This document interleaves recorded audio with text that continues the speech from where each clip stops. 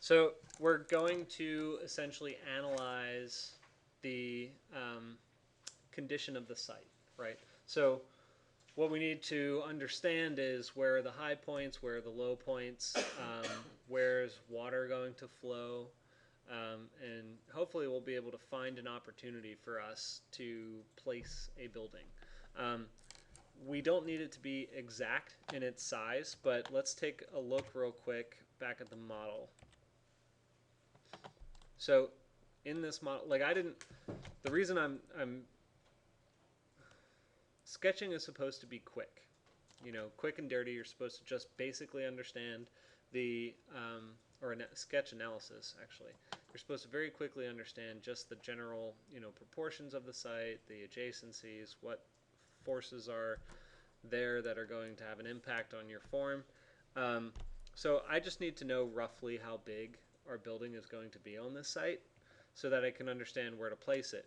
If I have a building that's this big, let me fill that real quick, fill it red. If I have a building that's that big, it's going to have a very different implication than a building that's this big, right? The two are going to have very different types of site impacts. I might only be able to place this building in a, spanning a valley or a couple of high points like that, whereas this tiny little one can go pretty much anywhere I want to put it. So we're going to understand that scale by going back into Rhino and just drawing our box for how big it's going to be. So I did say that our building was something like 40 feet by 40 feet, which is really, really, really small. Right? So our building is basically a dot on the site. You want to change it scale or something? I'm open to you guys changing the scale if you want to. If you want to change the scale and make this thing a little bigger, like basically you could scale this down. I have a question. For diagram, we're going to kind of like see what's going on with that. Kind of like all the topography and check all of them to see how we can put that dot. So why are we not making it kind of like shorter, small part of it? Then we can see where exactly we want to put it. That's a totally fair point. What I wanted to give you a challenge to understand, what I wanted to give you a challenge for is to look at a two-dimensional drawing and begin to understand elevation.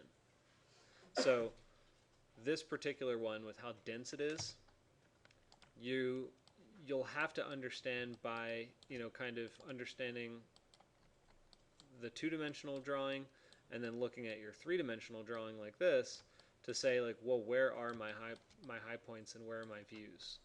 So I can actually get rid of those.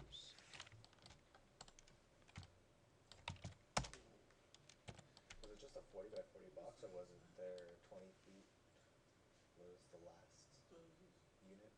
I'm approximating. Is it 4 there, 4 My to box is 4 feet to 40 feet, 40 feet to 40? It was 40 feet to 20? It doesn't matter, guys. We're just approximating. Okay, so this is the top view. It's 1,600 square feet. So I just did 4 times 4 times 10. Right, got me 1,600 square feet. So 40 by 40 is a 1,600 square foot profile. Doesn't matter how big it is, how tall it is. If you, and so this is so big because there are macro ecological conditions to be concerned with if you wanted to go that route. If you don't want to be concerned with that, I'm very fine with you grabbing this thing and scaling it down. So if I do scale and I go from here and I say 0.1, you can make it that big instead. Or you can make it even larger. You could take this thing and say, I want to scale this thing up by another factor of 10. Not that big, but that small one, that for me makes sense. Right, and that's totally fine. So we'll have to figure out at that point like where to place something like this, because you probably wouldn't want to put it right there. So what we're getting at is that regardless of the scale, we need to think about the macro, concerns of the site. So additionally, what you could do is isolate a particular part of the site that you want to look at. And so if I just took a rectangle like that and then I said, I'm going to study just this location. What does it mean to actually be in that particular part of the site? That's totally fair too. So where's my Illustrator? There it is. All right. So for me, multiple artboards I think would be beneficial to those of you who are going to scale down your analysis, because you should still have some understanding of the larger site as well, right? So our actual peak, let's start off by marking the peak, which if we look back at the model, where is that? Where's the rest of the stuff in this view? There it is. All right, so let's get down here. We've got this little ridge, so it's coming up that valley there, but it's at the top of that valley, right? So it's about midway. If you go this way, it's that spot right there. So then we go and we look at it in the contour, and that would be this.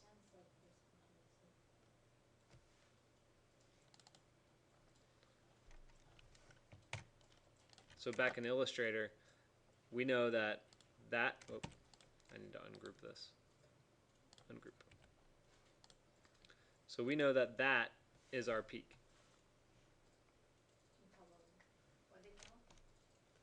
What? What do you say?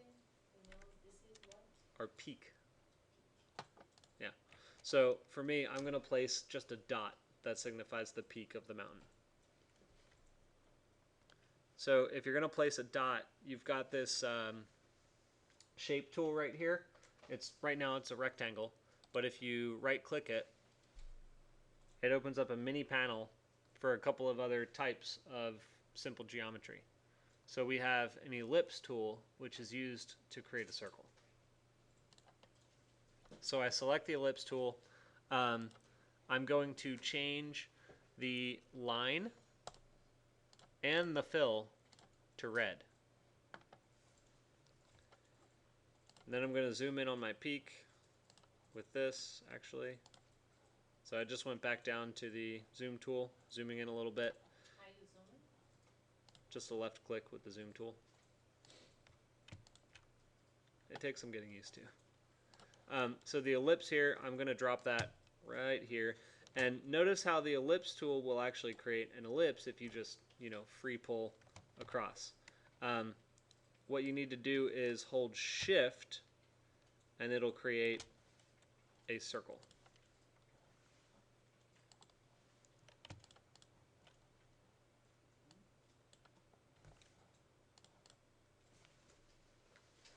Okay?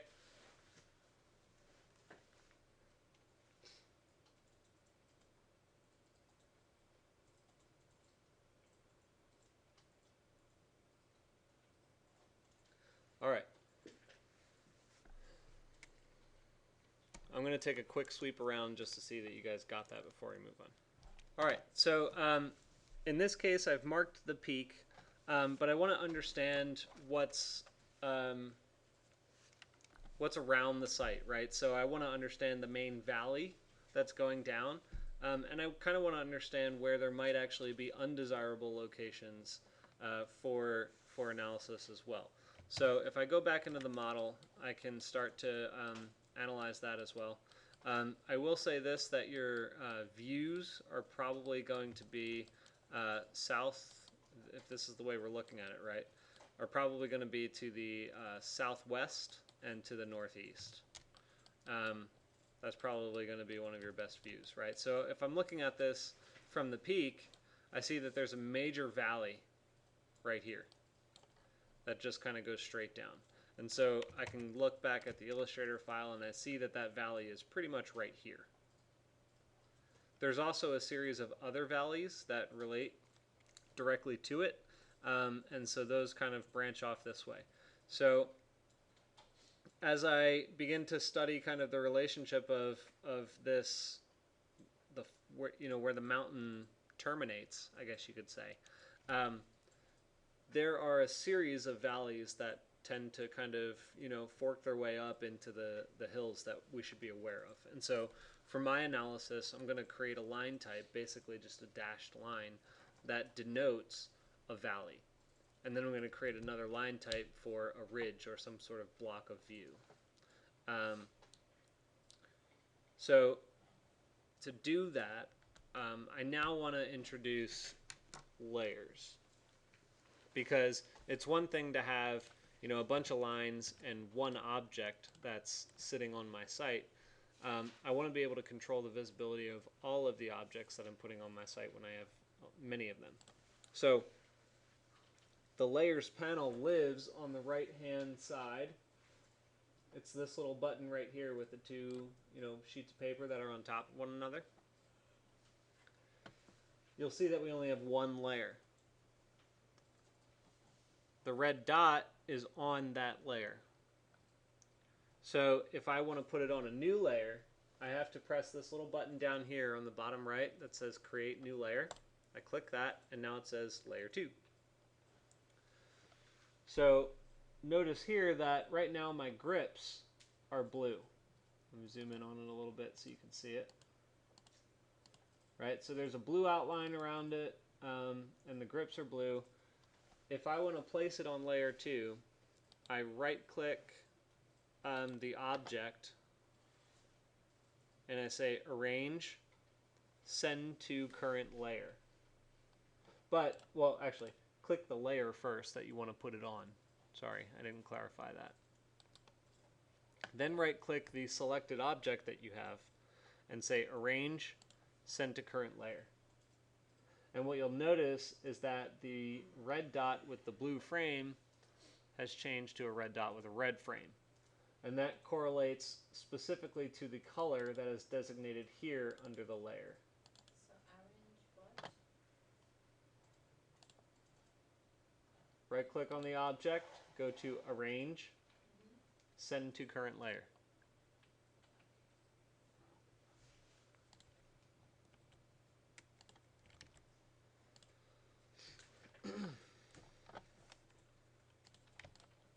Okay.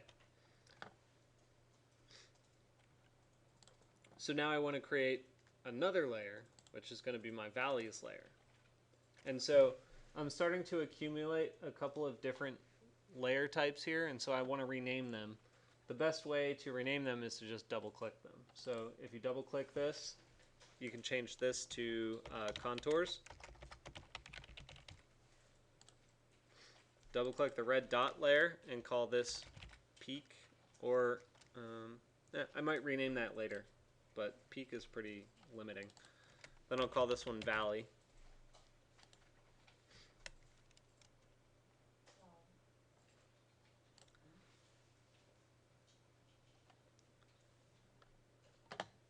And yeah. So with the valley layer, I want to put on a couple of lines that just denote my major valleys.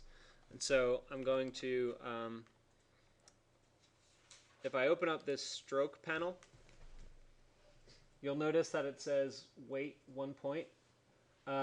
There are more settings in there that it may or may not actually show you right now.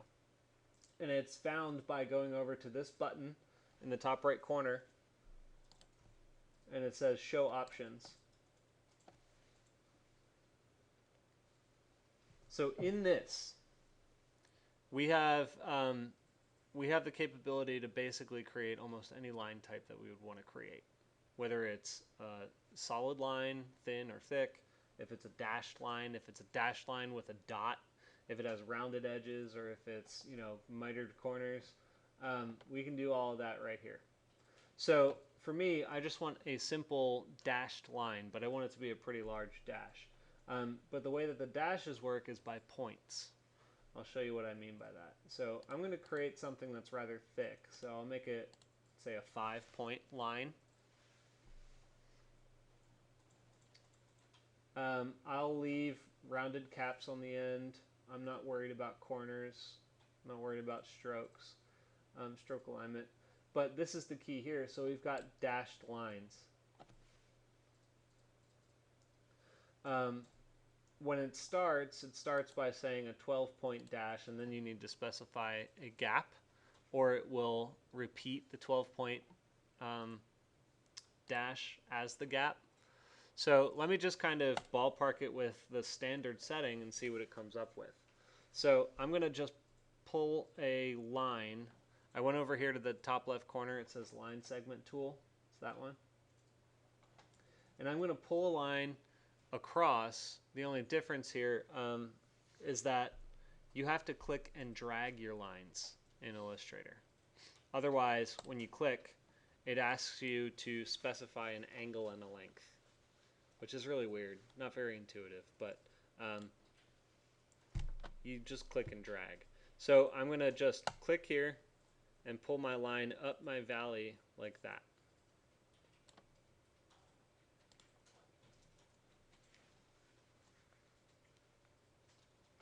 And in fact, I don't really like how I align that. So I'm going to redo that. I just hit delete. So when I draw the line segment tool, I'm going to start kind of close to the peak, and I'm going to pull it so that it meets about the average of that valley out this way. That's a little better.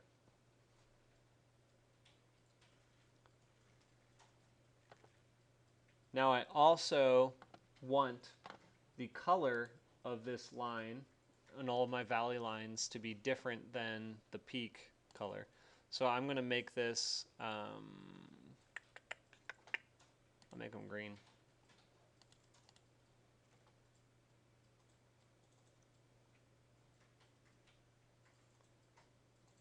Actually, I don't like green. Change my mind. You don't like it? No. I like it, but it's good. Well, I'm kind of picky about colorization in Diagram? diagrams. Typically, I like to say no more than 2 colors. Usually, you only want to do 1 color. Everything should be black and white except for 1 color. But the red, well, let's try it with the red for a while. It might actually work out all right. So red, I'll leave that like that. But that stroke length for the dash is a little bit too small, so I'm going to change this to 24. And it doubled it up for me.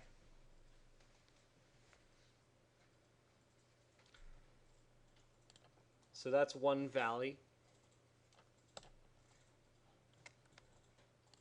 Then I'm going to create another one. Make sure it's 24 again. And I'm going to shoot that one off of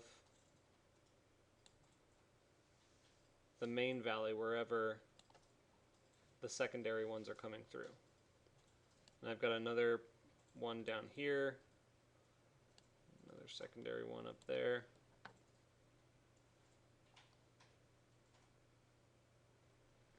That's probably it.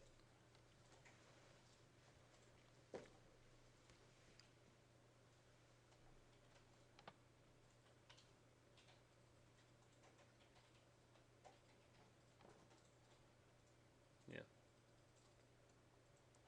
Everything else is pretty minor, I think. So,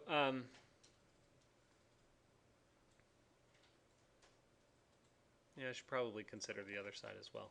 So, there's a difference between what's happening on the eastern side with those valleys and the western side. So, let's go back to our model and take a look at that.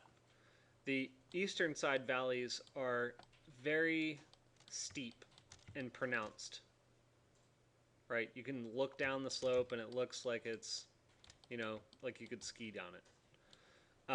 Now the western side valleys are a little bit softer in nature, right? So they sort of have almost like a shallow, valley, and then it kind of flattens out into a little bit of a runoff plain. So those are a little bit different, and so they should have a different line type associated with it. So while I've got harsh valleys here that look like that, I'm going to do a similar line type, about half as thick, with a smaller dash. So I'll make this one a 15-point dash. Oh, whoops. I started changing. Notice how I still had this line type at the bottom selected when I started making changes, and it actually changed it for me, so I had to Control Z to go back. So make sure you deselect all of your previously drawn lines, go back to the line segment tool, and then change your weight and your dash. I'll make it 15. And this one I'm going to start from about where it sort of ends, obviously, and I'll just carry these back like this. So this one sort of ends there, carries back that way. Yes, still red.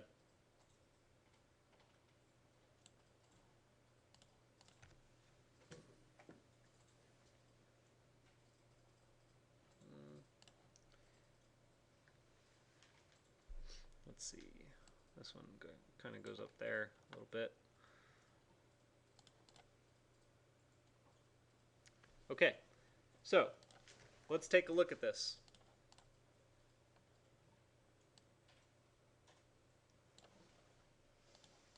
Yeah. So already we're beginning to get a sense of, the high point on the site, right? So we have a major valley that's kind of going down this way, with some other major valley arterials that are kind of shooting off to the right on the eastern side. Then we have some more minor valleys that are shooting off to the left, right? So that definitely creates a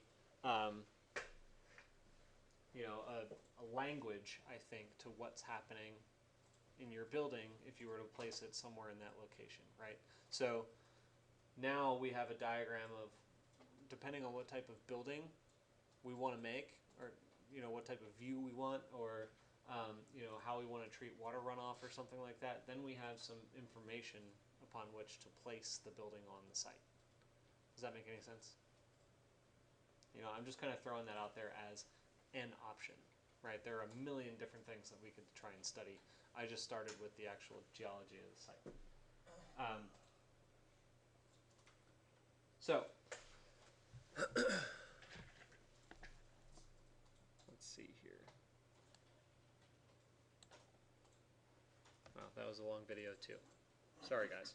So what I want to do here is allow you to explore your diagramming a little bit, but I want to just give you one more tool to help expedite that process, and just say, if you want to create multiple artboards, by all means go for it, right? So creating a second artboard would just look something like this, and I'm going to do this really fast for the video's sake, and I'll go through it with you again if you need to.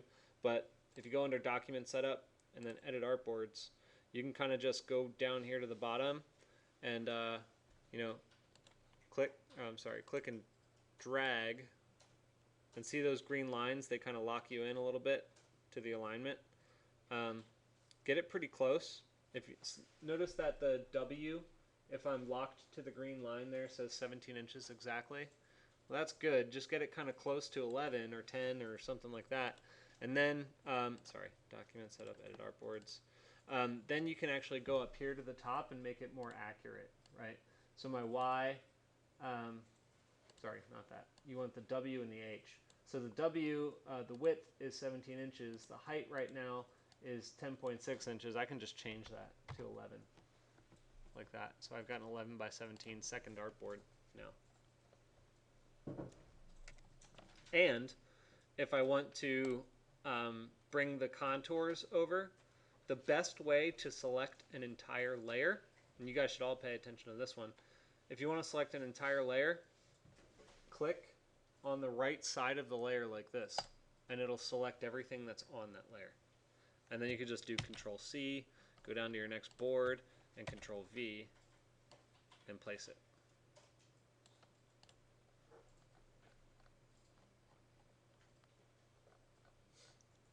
Alright, so I'm going to stop the video here in a couple seconds, but I just want to emphasize that you guys could literally look at anything in your diagram that you want to look at. If you want to put a sun angle diagram on there, we can. I'll have to introduce to you how to do curves. But what I would like you to stick to, for now, if you can, stick to dots as a landmark or some kind of feature, and lines. Okay. So what questions do you have? Yeah. Now I have to show. Oh, okay. All right. So it's a technical question. So what I would like you to do here for the rest of today, and I'll have the rest of the class, the other people in the class doing this one as well, is create 3 diagrams. Three diagrams that are analyzing 3 distinctly different things about the site.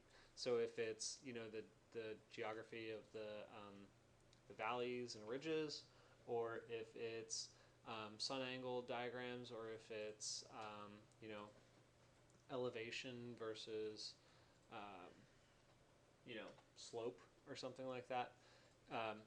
Whatever you guys want to look at, feel free.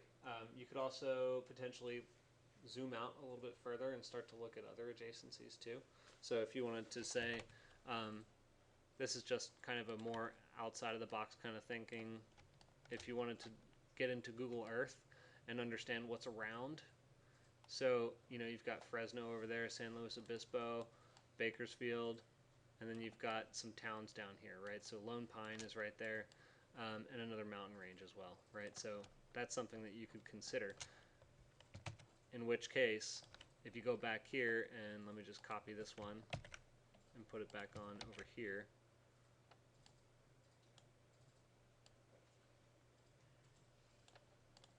Basically, you would do something very similar where you're just saying, line of sight goes that way. And then you start playing with that. So primary axis, dashed line, line of sight to the right is to the mountain range. Something like that. So you can diagram however you'd like. Does this first diagram count used on her 3? Yeah. Yeah, the first diagram would count if you want to use that diagram. Any other questions? Okay, I'm terribly sorry because that was a really long video again, but there's a lot to cover.